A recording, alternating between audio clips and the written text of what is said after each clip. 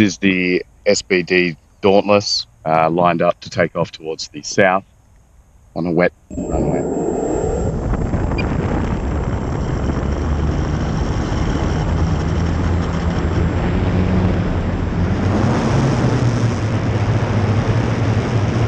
When I say wet runway, I wasn't expecting that.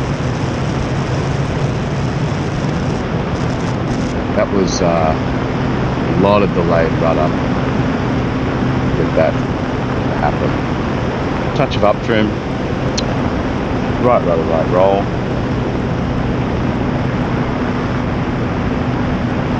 A little speckle, got a bit of dive going on. Okay. Touch of up trim, hands off. Looks like I got a bit of right rudder as well. Okay. Level that out. Okay, full throttle climb.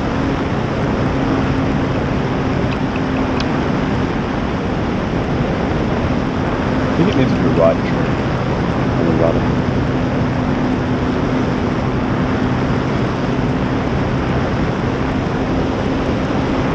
Do a loop.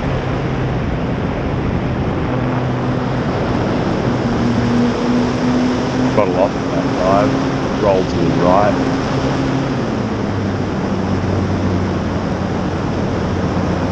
Nice steep turn. I'm going to come in and land from the south here. I know it's early, but I'm getting a spot of rain and I do want to try to keep my transmitter dry.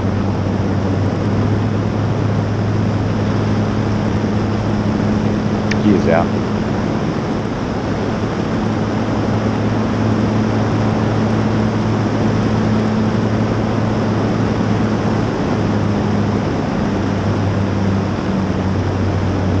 Turning in, keeping that speed, cutting the throttle.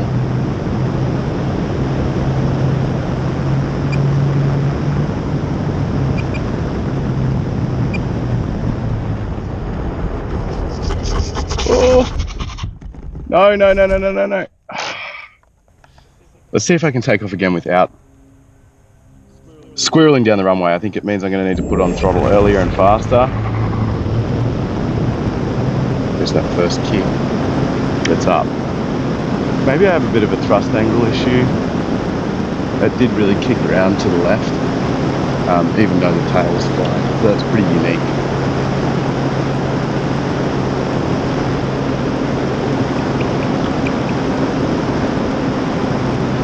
Really nice, stable, tight though.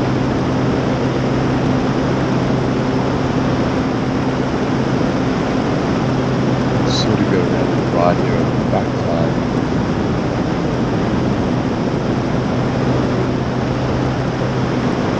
Let's do a pass so I can check on that antenna.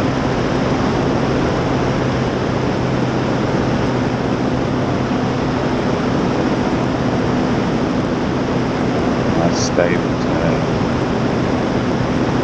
Holding that nose.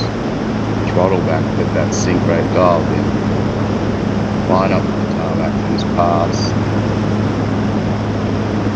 There's my antenna.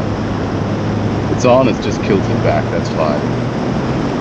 I didn't think it would come off, and it is tight to the plane anyway, so it's fine.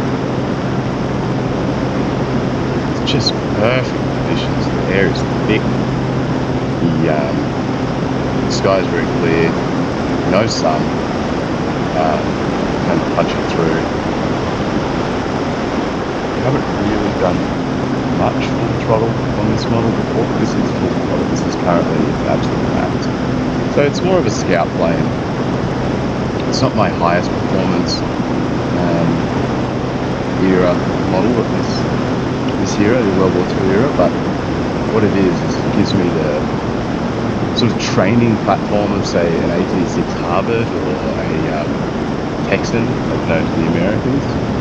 It also has the wing shape of a Mitsubishi Zero, and the flight profile is just made for very stable approaches. It does have dive-bombing flaps, which I could use at some point, but I have them currently frozen without servos, but this would be effectively one of the dives. Roll over, hit positive G, target. So that's using the Stuka approach.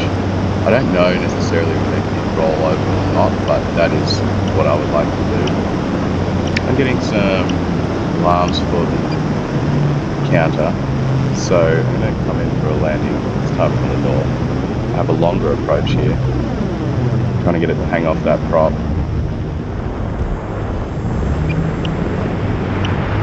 Going around.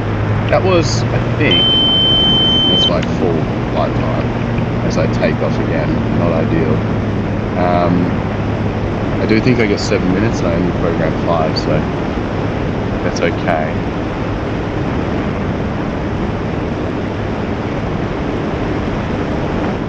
It's sinking. Okay, maybe I'm wrong. This is a proxy emergency landing.